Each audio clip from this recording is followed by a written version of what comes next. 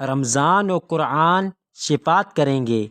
مدینے کے سلطان سرور دو جہان صلی اللہ تعالیٰ علیہ وآلہ وسلم کا فرمان عالی شان ہے، روزہ اور قرآن بندے کے لیے قیامت کے دن شفاعت کریں گے۔ روزہ عرض کرے گا، اے رب کریم، میں نے کھانے اور خواہشات سے دن میں اسے روک دیا، میری شفاعت اس کے حق میں قبول فرما۔ قرآن کہے گا، میں نے اسے رات میں سونے سے باز رکھا، میری شفاعت اس کے لیے قبول فرما۔ پس دونوں کی شفاعت قبول ہوگی۔ لاکھ رمضان کا ثواب۔